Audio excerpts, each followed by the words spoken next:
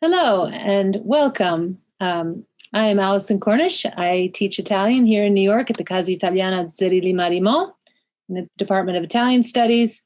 And we are going to talk about Canto 6, Purgatorio, with my colleague and friend, Stefano Albertini. Thank you, Alison. I'm delighted to be here and participate finally in one of the comments of the Cantos. It's a great project that you conceived for the Casa and for the Dante Society of America. I'm the director of Casa Italiana here at New York University. I've been doing this job for the past 25 years. I have in common with Alison that we both studied with John Freccero back at Stanford, our maestro. And but unlike Alison, I decided not to become a dentista. And in these past few days, when I was getting ready for this conversation, I remember exactly why. Because after you study and read a lot of stuff and you think you had a brilliant original idea, you discover that 370 years ago, somebody else had exactly the same idea, just expressed it much better than you did. But I'm so glad that there are dentisti, like many of those who participated in this series, and like Alison, that do this job. And my love and admiration for Dante is endless. Well, I'm really glad you in particular are here to talk about this canto, Stefano, but I should take this opportunity to thank you for being supportive of all things Dante, but particularly of the Canto per Canto series that really was born in connection with you. So thank you so much for that. Okay, so we are in Canto 6, Purgatorio. Every Canto 6 of each of the three canticles of the Divine Comedy is political in some way, and the Canto 6 Inferno among the gluttons was very much focused on just Florence, whereas this one will be Italy, which of course was not a nation at the time, but a geographical expression. And we are in what we call anti-purgatory, the lobby, so to speak, of purgatory proper, where no purgation, which is to say no punishments, are undergone except for the punishment of having to wait, as one does in a lobby. Time itself is the punishment. It was explained to us in Canto 3 by none other than Manfred, surprisingly saved illegitimate son of Emperor Frederick II, damned among the heretics of Inferno 10, that to die without absolution, either because of procrastination followed by a bad accident or not getting along with the ecclesiastical authorities, excommunication, or dying in battle where it is a dangerous situation because it's pretty hard to think about your immortal soul in the bloody thick of it. In any case, if you die that way, which is unabsolved or unshriven, as we say in English, that you have to wait 30 times the amount of time you procrastinated, let's say, outside in a state of grace, let's say, a sentence that can be reduced dramatically, he told us, by good prayers. And Manfred asked Dante to reveal his state to his good daughter, Costanza, for here we gain much from those back there, che qui per quei di là molto s'avanza. What this means is that the dead are not cut off from the living. In fact, they depend on them. And this is part of what is known as the communion of saints, so that the political nature of humanity, man as a political animal, is in this sense preserved even after death. But what it means exceptionally for the unique journey that Dante is on, a living man traveling among the dead, is that he has an extraordinary superpower. He can bring news of the dead to the living. And this is precious, not just because the prayers can shorten time spent in purgatory on the way to heaven, but because the lives of these people were such that those who knew them might assume that they're in hell. And this is a key point. The people in purgatory who are, despite the wait, guaranteed salvation are not the best people, the most virtuous or holy or saintly people. They are some of the worst offenders. Manfred himself told us, "Orribil furon li peccati miei." Horrible were my sins. Hence, at the beginning of Canto 6, Dante is like a celebrity hounded by the paparazzi, or in his image, a winner in Las Vegas, whom everybody follows away from the gambling table. And so I wanted to ask Stefano if you could read these opening lines, 1 through 9, in Italian, and then I'll read from the translation of Stanley Lombardo. With great pleasure. Quando si parte il gioco della zara, colui che perde si rimandolente, ripetendo le volte e tristo impara. Con l'altro se ne va tutta la gente. Quel va dinanzi e qual di dietro il prende. e qual dal lato gli si reca a mente. El non s'arresta e questo e quello intende, a cui porge la man più non fa pressa, e così dalla calca si difende. Tal era io in quella turba spessa, volgendo a loro e qua e là la faccia, e promettendo mi sciogliea da essa. When the game of dice breaks up, the loser stays around, dejected, and going over all of the throws he learns in sorrow, while the others all mill around the winner. One goes in front, another grabs him from behind, and someone at his side makes his presence felt.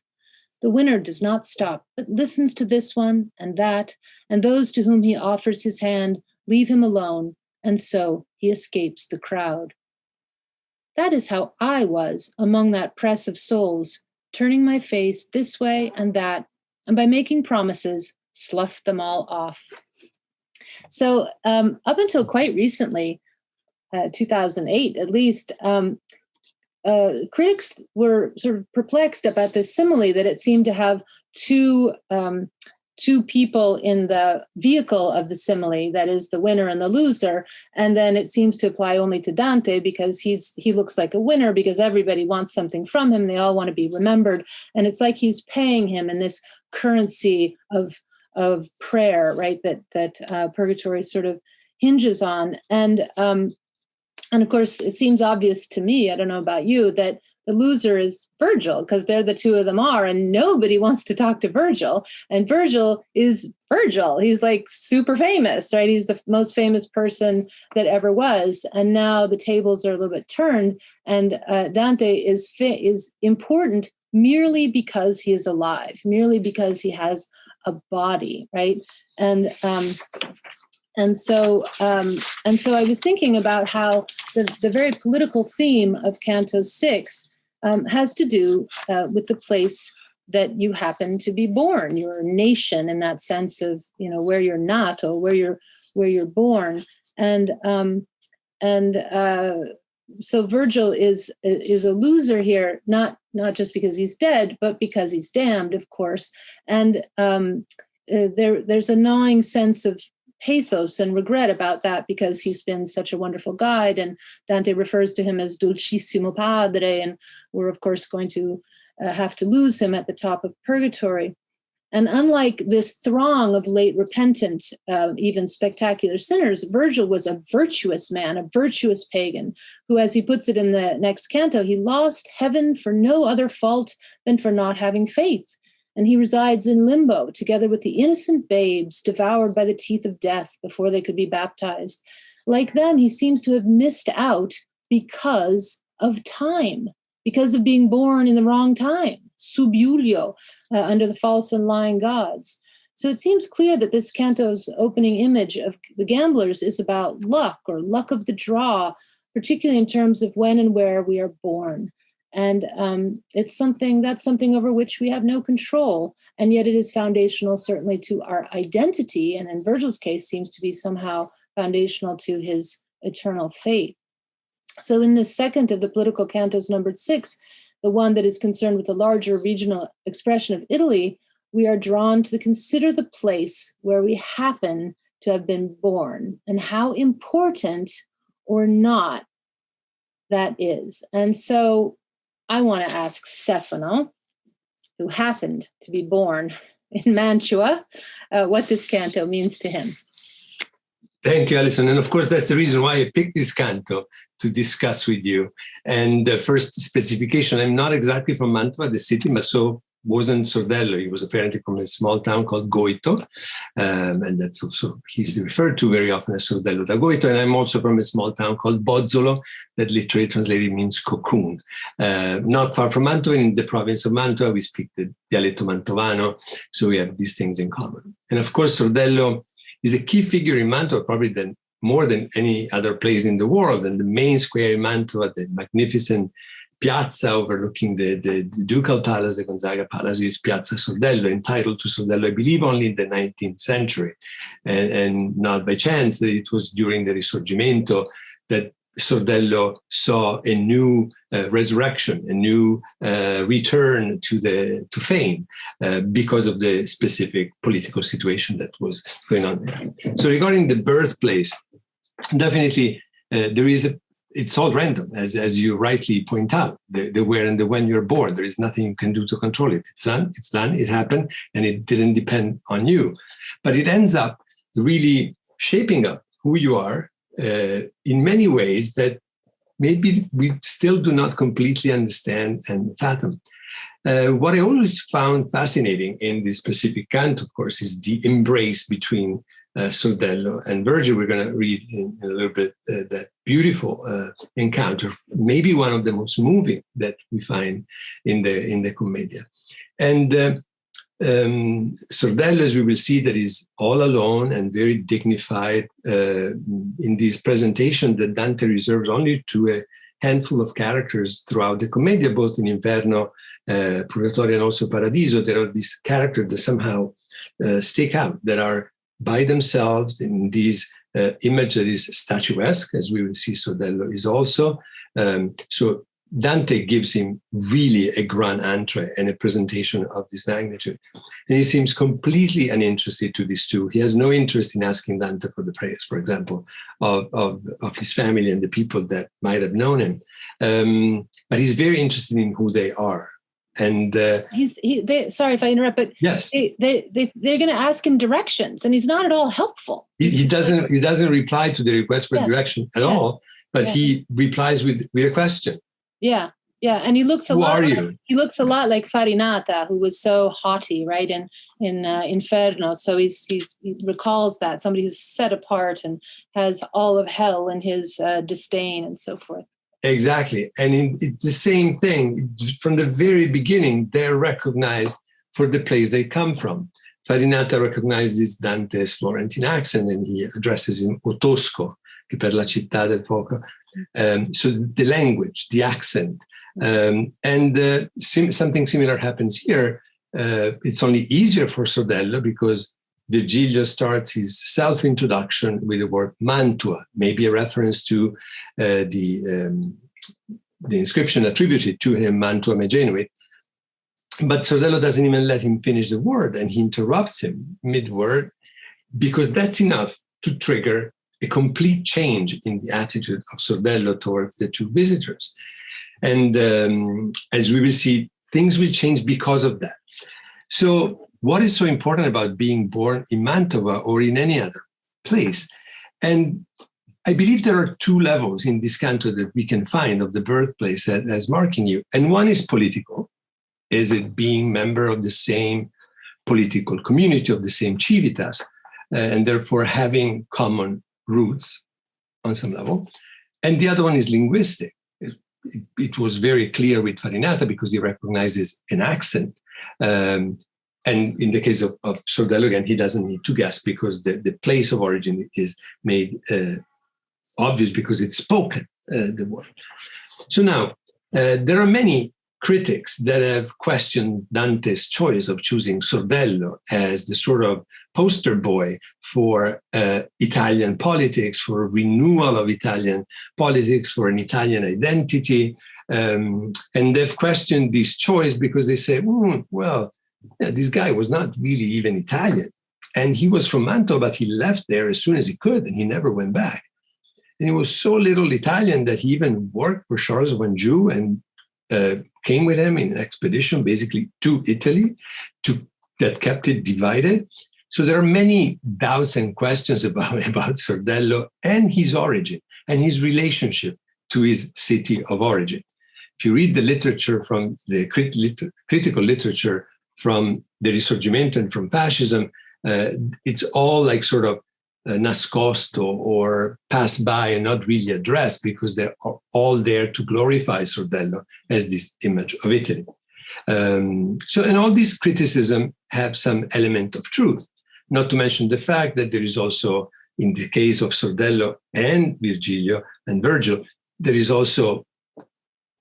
also several centuries in between. So we don't even they know. didn't know any of the same people. Hey, do you know that? They didn't go to high school together. They probably didn't speak the same dialect. Language, yeah. The sounds of the language must have changed. They didn't belong to the same civiltà, to the same political community. There was a very different situation altogether. So, of course, Dante takes Sordello because Sordello serves then Dante's purposes in this canto up to a point. And whenever his own personal life or Sordello's own poetic production, because we have to say that he is a Provençal poet, probably the most important Italian Provençal poet. So there are some elements of his poetic production and of his biography that are compatible with him becoming the symbol for these invitation to renew Italy, to free it from foreign domination and to become unified under, of course, the umbrella of the empire, and some others that really don't match quite the model that we might have in mind. We also have to remember that we are in Purgatorio. This is not a place for saints. Saints are not to be found here, they're somewhere else. So if you're looking for perfection, look further, right? Yeah. Like, yeah, and Dante was so critical of people who chose not to write in their own vernacular, right? So to choose him to represent the hometown, when he's the one who refused his hometown language, so to speak. But you had something to say about that, his particular dialect. Yeah, I have an idea that for Sordello, embracing the Provençal must have been much less of a sacrifice than it could have been for another Italian writer coming, for example, from Tuscany or from the south of Italy, because the Mantuan dialect or the whatever version or aspect of it that might have existed at the time of Sordello definitely must have sounded more similar to Provençal or to French than it sounds to current Italian. So, for example, it's my dialect, and so when we speak it in a sort of a fast and thick way without giving in to Italian influences, it definitely sounds much more like French. It's like the U and the E, they're all there, these guttural sounds and nasal sounds, and most words end with a consonant, not with a vowel, so even the melody, the harmony of the language is different. So that's the first consideration, that for Sordello, embracing Provençal was just crossing the Alps, and it was on the other side, but the whole group of languages spoken in that part of Italy, Gallo-Italics, definitely sounded much more like the Provençal, the Languedoc, or French. So that's the first consideration. And then the other one is Dante provides it himself when he talks in the De Vulgariloquenza. There is only one mention of Sordello, and he actually praises Sordello for having renounced to his own lingua materna and to having abandoned it, he says actually, to embrace another vernacular that was already illustrious. He didn't need to come up with one. He didn't need to invent one like Dante and his friends did, because it existed already, and he uses that. Dante is very critical of people in the De Vulgari who criticize their own vernacular, that we would now call Italian, to take up another one. There is no instance of that in Sordello. There is no mention that he ever said the Provençal is better than the vernacular spoken in Tuscany. So it was more of a natural choice, even if it implied some sort of sacrifice on the part of Sordello. But Dante the impression in the Purgatorio that all the Romance languages at least are one, right? And that Virgil is Gloria dei Latin, and then there's this an inclusiveness, and il miglior fabbro of Arnaud Daniel is del parlar materno, which is all of us. So there's a kind of cross-regional. Yes, and there is also that element of the Noi Latin that we have later in the Canto. There is this idea of the empire, of the former Roman Empire that Dante wants to reappear. He wants the emperor to take up the role that he's supposed to have also in the Italian peninsula as a supreme guarantor of peace and harmony among all the people of Europe. So he has this idea of a unity that goes beyond what our contemporary national borders, political borders.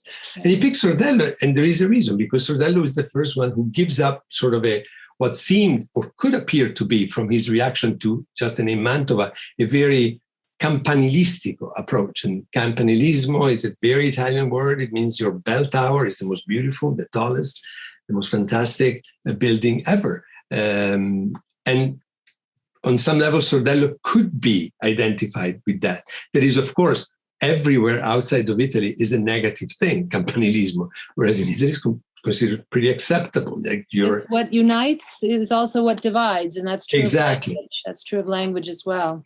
But in the interest of time, if we should read Yes, let's read it, because it's the reason why I wanted to do this canto with you. So it's right in the middle of the canto. Actually, what marks the separation of the first half and the second half, the exact number of lines, is the invective to Italy that we're going to discuss immediately after. But now, let's read the part in which the first spot Sordello by himself and the encounter. Ma vedi là un'anima che posta, sola, soletta, in verso noi riguarda. Quella ne insegnerà la via più tosta. Venimo a lei, o anima lombarda, come ti stavi altera e disdegnosa, e nel mover degli occhi onesta e tarda. Ella non dicea alcuna cosa, ma lasciavane gir solo sguardando, a guisa di leon quando si posa. Pur Virgilio si trasse a lei, pregando che ne mostrasse la miglior salita, e quella non rispose al suo dimando, ma di nostro paese e della vita cinchiese che il dolce duca incominciava, Mantua, e l'ombra tutta in sé romita surse ver lui del loco ove pria stava, dicendo: O Mantoano, io son Sordello della tua terra, e l'un l'altro abbracciava. I don't know if I have time to read the whole thing. I just want to say that in English, but I just want to say that I just love that when he just jumps up and loses all his dignity and gives him a big bear hug and says, "Oh, Mantuan, I'm Sordello from your town." And I just have this idea of the Italo-American in New Jersey or something, and it's like, we're all from the same Amalfi or wherever we're from, and so it's just so simpatico, I have to say. And it introduces this terrible invective, which became a kind of national anthem during the Risorgimento, you might say. And so maybe if you could just read the first 3 lines, and then I'm afraid we're going to have to close up. Yes. The strictures of the Canto per Canto. Ai serva Italia di dolore ostello, nave senza nocchiere in gran tempesta, non donna di province, ma bordello. And yes, the hug and the invective come one after the other. And of course, the invective is caused, as it very often happens, by a very emotional state that Dante is going through. Like the invective against Pisa is triggered by seeing the suffering of Contugolino and hearing the narration of the terrible death he and his children had to endure. And in this case, it's the opposite. It's this great gesture of friendship and love from two people that don't know anything. At this point, Sordello doesn't know that he's speaking with the great Virgil. He will have another reaction to that when he finds out who that Mantovano is. So it's enough to mention the city. And you mentioned the Italian Americans and how they embrace each other because they come from the same city. And we know that here, for example, not too far from here in Little Italy, they occupied several streets, and there were people from a certain town that lived all in the same street. And then the next street over, they were from another town. Martin Scorsese talks about that beautifully in his introduction to his film, A Voyage to Italian Cinema. And I have to say that, again, some critics have said, well, these two people, first of all, they don't know each other. They're centuries apart. And they say they're both from Mantova. They both left Mantova. Yes, indeed. And they spent most of their lives in other places. And I would have to say that there is something very peculiar, and that's for experience, about meeting somebody from your land of origin when you're not there, when you're abroad, when you're exiled, when you're an immigrant. Yes. So the love for the hometown is is larger because of the distance now. That's true. And so you have love for the hometown and then invectives, that those things would go together. It sounds like hatred, right? All the terrible things he says about Florence, which is his hometown, but at the same time, it's because of this love and how heartfelt it is. And this plea for justice that we get. So that's the political message there, and how, just to tie this back up to the beginning, how whether in our communion with the saints, that is, with our relationship with the dead, that what we can do for them is move justice along in a merciful way. So there's this balance between mercy and justice, like love and invective, mercy and justice in the prayers we can do for the dead. So we're going to have to stop it there, because I haven't let people go on too long, so I can't go on too long myself, but this is the beginning of a discussion, I hope, not just between us, but for other people who listen to the Canto per Canto series. And there are 2 more cantos in which Sordello appears. Sordello is a lot more to be said about Sordello, and our colleagues will do a great job at that. Yeah, so grazie mille. Grazie a te, Alison. This was great. Stefano. Thank you, everybody. All right. Ciao.